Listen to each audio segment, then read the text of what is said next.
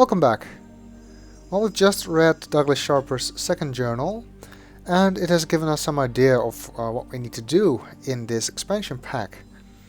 It seems that the DRC's efforts to restore Dunny have failed, but we don't know why exactly. And it seems that the answers may lie at the coordinates that Sharper mentioned that he apparently got from Zandy. But how can we find those coordinates? For that we will have to turn on the Great Zero, which will help us navigate in the Dunny Cavern. Of course, then we also need to find the Great Zero.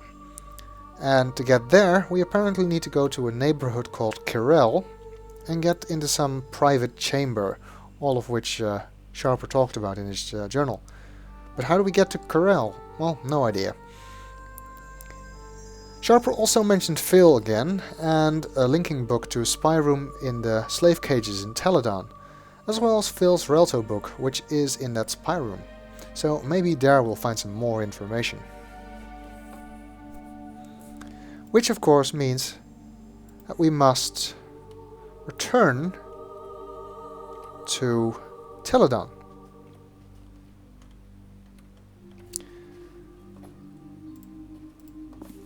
And I'm going to do that by using our book in Relto.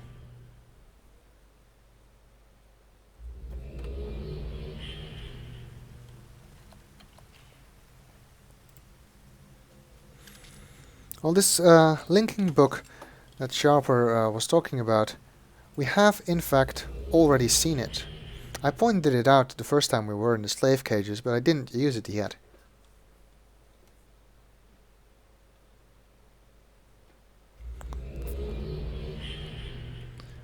The last journey cloth in Teledahn takes us back to the upper level of this mushroom. There's some chains hanging from the ceiling here that I didn't point out last time. More evidence of the fact that this age was used for slaves. I didn't notice those before until I was doing a practice run of Tudani.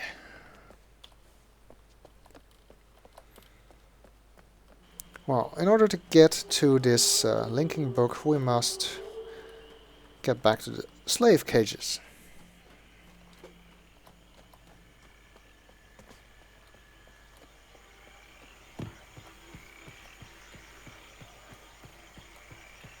I'm deliberately going around this way because of how we left the cages last time we were there.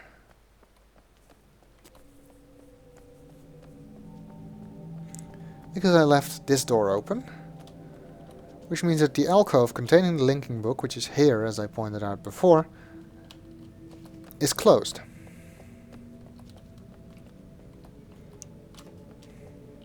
It is only when I reset the combination to its original value, which means that all our weights on this side, which are still where we left them, are once again on the correct panels, that this door closes and the linking book is revealed. Of course, now we cannot go back there, so there's two options. Either we can walk all the way around, or we can just go back to Relto and then link to the journey cloth again and walk back from there, which is what I'll do.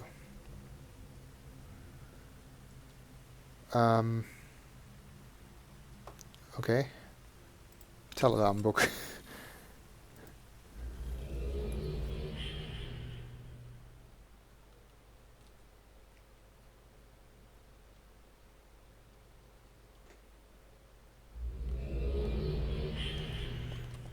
Okay, so once again I need to go to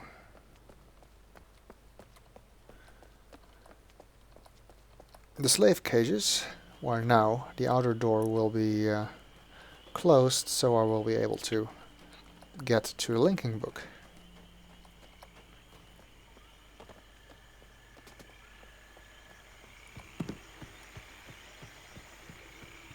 Here it's also obvious why I needed to lower this bridge all the way when I came by here. pointed out back then that you needed to do that to walk back in this direction. Which we didn't need at the time, but we do need it now. Okay, so now we're back here. The door's closed.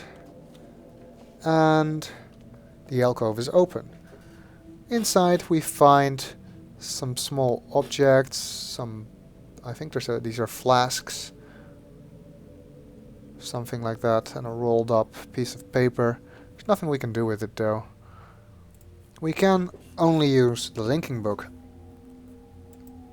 which takes us to the spy room that Sharper mentioned.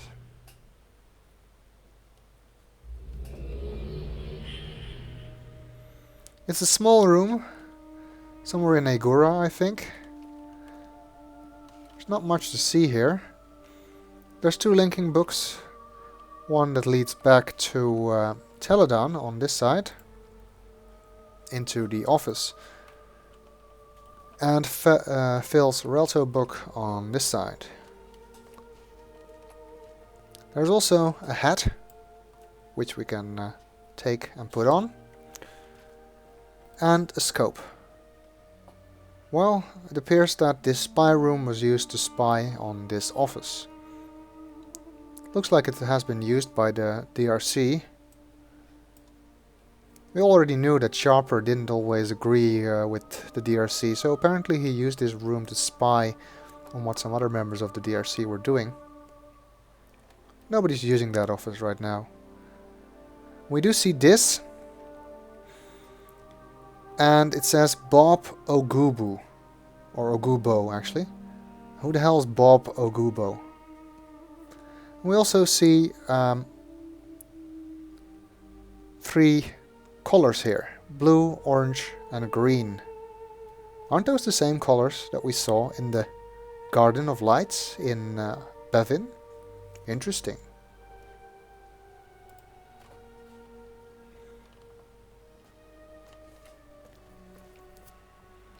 Okay, well, let's check out Phil's Relto book. Sort of feels like a violation of privacy to link to someone else's Relto, but anyway. And we end up in the library, where we immediately see that Phil has been busy because his bookshelves are very full.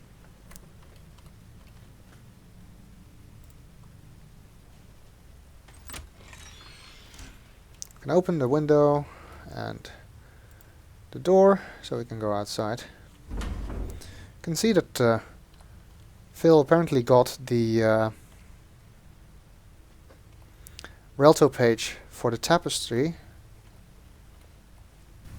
which was in either chemo. He also got the Relto page for the sticks and stones from Garrison.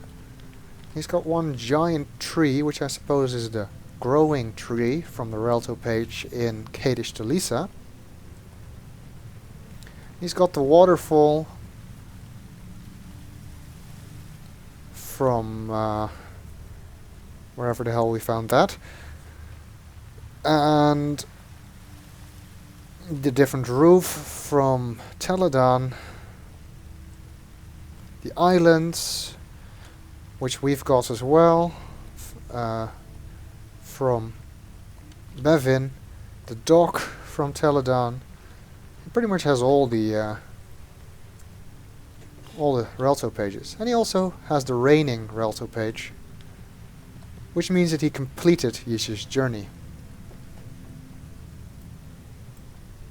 He also has apparently a Relto page that makes it night.